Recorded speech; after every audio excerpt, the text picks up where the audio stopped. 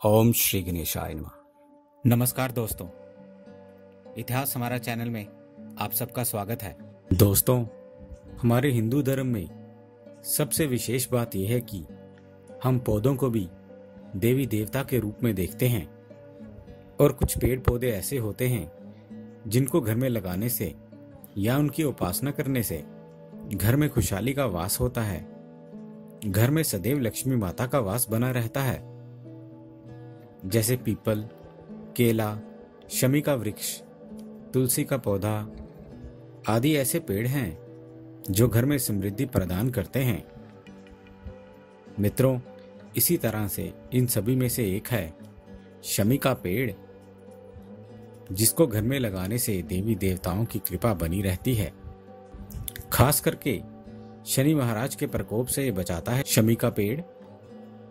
शमी के पेड़ की पूजा करने से घर में शनि महाराज का प्रकोप कम होता है और शास्त्रों में शनि महाराज के प्रकोप को कम करने के लिए कई प्रकार के उपाय बताए गए हैं। लेकिन इन सभी उपायों में से प्रमुख उपाय है शमी के पेड़ की पूजा।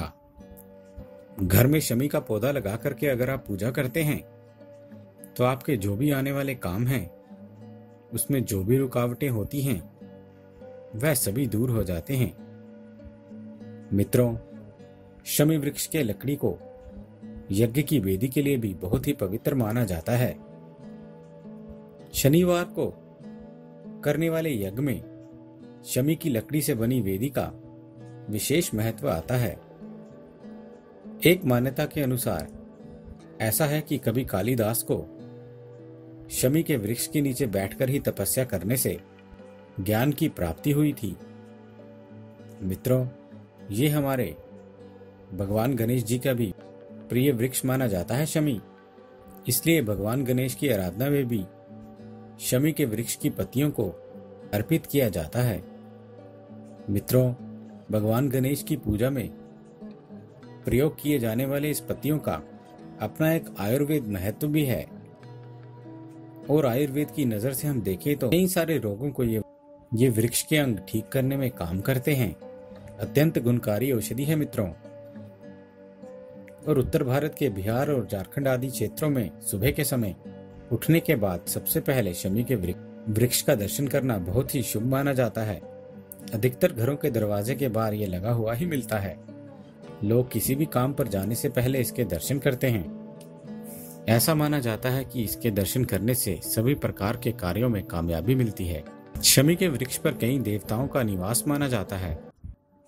सभी यज्ञों में शमी के कांटों की तंत्र मंत्र बाधा नेगेटिव एनर्जी के नाश के लिए यूज करते हैं। शमी के पंचांग यानी फूल, पत्तियां, जड़, टहनी और रस, हर चीज का इस्तेमाल करके आप शनि महाराज से संबंधित दोषों से मुक्ति पा सकते हैं। मित्रों, खासकर दशहरा और दिवाली पे इस वृक्ष का पूजन होता है। ऐसा माना जाता है कि जब मर्यादा पुरुषोत्तम श्री राम ने लंका पर आक्रमण करने से पहले शमी के वृक्ष के सम्मुख ही अपनी विजय के लिए प्रार्थना की थी। मित्रों, शमी का वृक्ष कहाँ लगाना चाहिए घरों में, वह मैं बता देता हूँ। घर में आपके मुख्य दरवाजे के बाईं तरफ इसको लगाना चाहिए और नियमित रूप से सरसों के तेल का दीपक जलाना चाहिए। अगर आप रोज जला सके तो अच्छी बात है, नहीं तो कम से कम शनिवार की शाम को आपको जरूर जलाना चाहिए ये दीपक। इससे घर पे कल्याणकारी नजर उनकी बनी रहती है। मित्रों, ऐसा माना जाता है कि पीपल का विकल्प होता है शमी का वृक्ष। पीपल को हम जैसे सभी जानते हैं कि हम कल्प वृक्ष मानते हैं और जिन लोगों पर खासकर शनि महाराज का प्रभाव होता है उन्हें पीपल का वृक्ष लगाने की हिदायत दी जाती है। मित्रों, ये तो हम सभी जानते हैं कि हम घर में पीपल का पेड़ नहीं लगाते हैं, इसलिए जैसा कि हम सब जानते हैं कि उसकी परछाई भी पड़ना घर पे शुभ नहीं माना जाता है। ऐसे में अगर आप शमी का पौधा घर पे लगाते हैं तो ये आपके लिए एक विकल्प के तौर पर होता है। वास्तु शास्त्र के मुताबिक इससे सारे शनि महाराज से संबंधित दोष दूर हो जाते हैं। मित्रों, इस बात का ध्यान रखें कि आपको इस पर रोज सरसों के तेल का दिया जलाना चाहिए रोज नहीं तो कम से कम शनिवार के दिन तो अवश्य ही। मित्रों, हमारे धर्मशास्त्रों द्वारा हमें बताया गया है कि भगवान शिव जगत के पिता हैं और शिव सर्वव्यापी हैं, पूर्ण ब्रह्म हैं और शिव को मनुष्य के कल्याण का प्रतीक माना जाता है। मित्रों, शिव शब्द के उच्चारण और ध्यान मात्र से ही मनुष्य को परम आनंद प्राप्त होता है और हम लोग अक्सर कहते हैं कि सत्यम शिवम सुंदरम। मित्रों, भगवान शिव भारतीय संस्कृति को दर्शन ज्ञान के द्वारा संजीवनी प्रदान करने वाले देव हैं। मित्रों, हम शिवलिंग पर क्या क्या चढ़ाते हैं? तरह तरह के पेड़ पौधों के पत्ते, फूल और फल हम शिव जी को अर्पित करते हैं और एक फूल भगवान शिव पर चढ़ाने से सोने के दान के फल का बराबर फल देता है। वो है आक का फूल। मित्रों, ऐसा माना जाता है कि एक आक का फूल आप चढ़ाएंगे वह कई गुना सोने के दान के बराबर फल देता है। आपको 1000 आक के फूल चढ़ाने का जो फल मिलता है वह एक कनेर का फूल चढ़ाने से फल मिलता है। 1000 कनेर के फूल चढ़ाने से जो पुण्य की प्राप्ति होगी वो सिर्फ एक बेल पत्र को चढ़ाने से मिलता है, जिससे तरह तरह के पापों का नाश होता है। भगवान शिव बेलपत्र से अत्यंत खुश होते हैं और 1000 बेलपत्र चढ़ाने से एक द्रोण या गोमा फूल फलदायी होता है। एक चिचड़ा माना जाता है, 1000 चिचड़ा के बराबर एक कुश का फूल माना जाता है।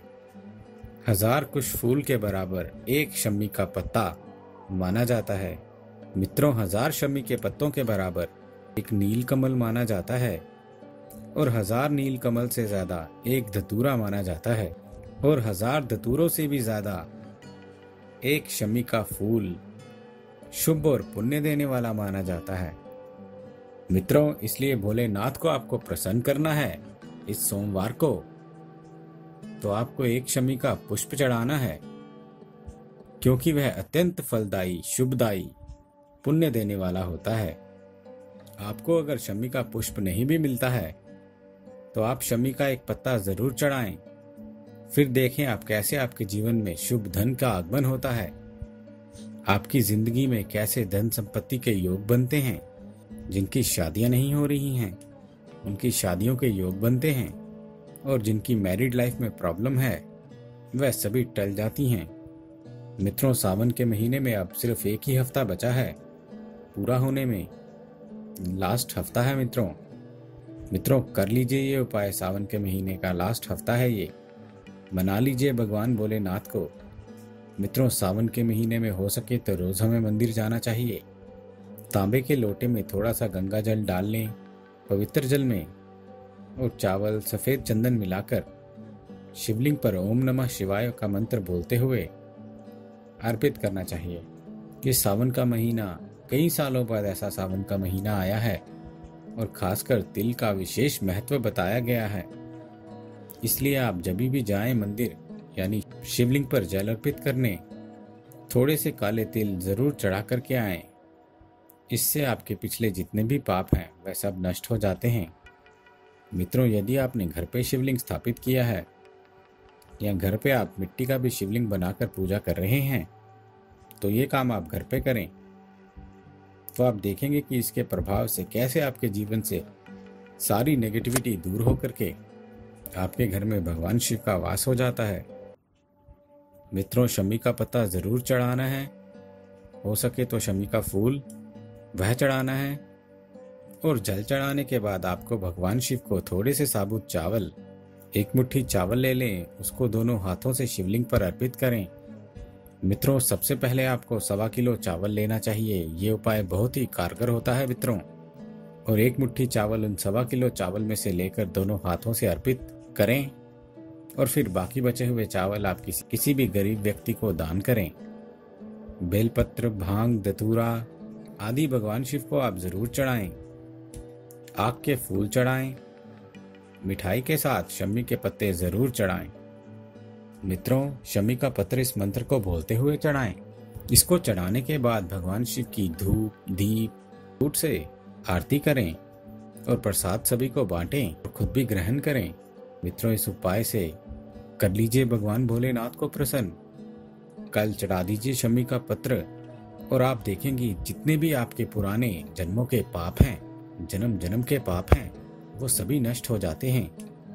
धन धान्य का वास, लक्ष्मी माता का वास आपके घर में हो जाता है। मित्रों, हो सके तो अपने फ्रेंड्स और फैमिली में ये वीडियो जरूर शेयर करें। उम्मीद है दोस्तों आपको हमारे द्वारा दी गई ये जानकारी अच्छी लगी होगी। यदि आपको हमारे द्वारा दी गई ये जानकारी अच्छी लगी है तो कृपया हमारा चैनल सब्सक्राइब करें, हमारे इस वीडियो को लाइक करें और हाँ, शेयर करना ना भूलें। दोस्तों, हमें आपके सुझावों का भी इंतज़ार रहेगा, इसलिए प्लीज़ अपने कमेंट्स हमारे साथ शेयर करें। हमारे इस चैनल के साथ बने रहने के लिए आपका बहुत बहुत धन्यवाद दोस्तों।